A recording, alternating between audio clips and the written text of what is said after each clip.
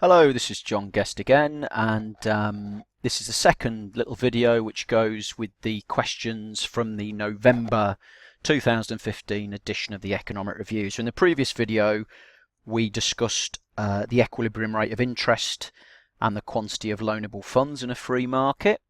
The second question is suppose the government reduced the rate of tax that people have to pay on the interest rate they earn on their savings.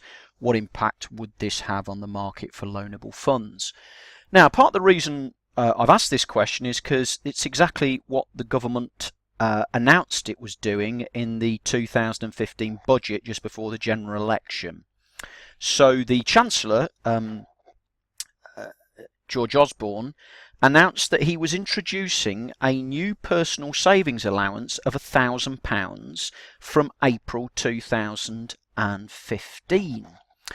Now, what does this mean? Well, governments will collect revenue from taxing people's income, and we tend to immediately think of this as taxing their wages and paying income tax on it.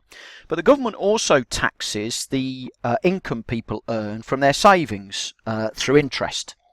And so a 20% tax is paid by basic rate taxpayers on the interest that they earn on their savings. What the Chancellor announced in the budget is effectively for the first £1,000 of interest earnings, this 20% would be removed for basic rate taxpayers. And remember, this is not on the £1,000 of savings. This is £1,000 worth of interest earnings.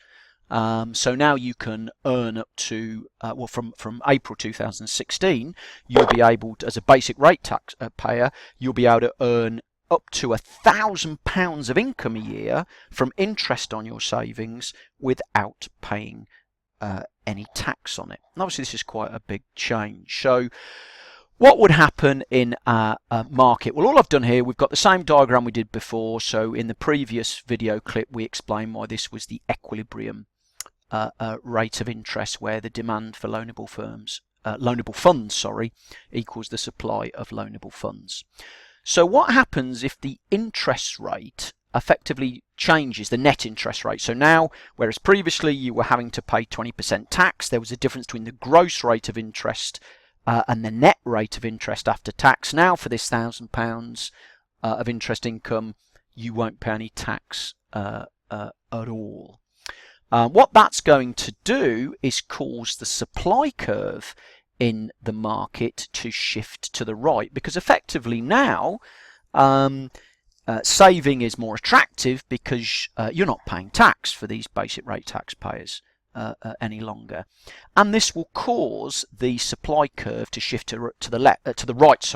Remember, this supply curve is the amount of money that people want to save and lend. And it's that's being affected, because obviously the interest is the return that the savers get. So it's the supply curve that will be affected by this tax change.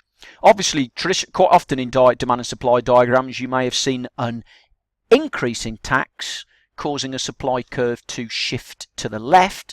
This is a reduction in tax, so it's causing the supply curve to shift to the right. And now at the original equilibrium interest rate, the supply of loanable firms will be greater than the demand for loanable funds, and this will put downward pressure on interest rates. So we'll move from point X, our original equilibrium point. We've got the shift in the supply curve because the change in tax, the reduction in taxation, and this causes a new equilibrium point Y.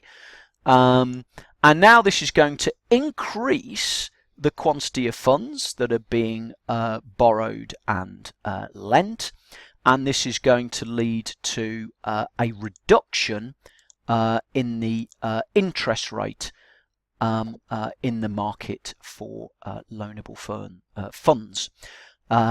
So that's the answer to question 2. And again, I'll do another short video clip to provide an answer for the third question for the article when is interest usury. Again, I hope you found that useful, and thanks for listening.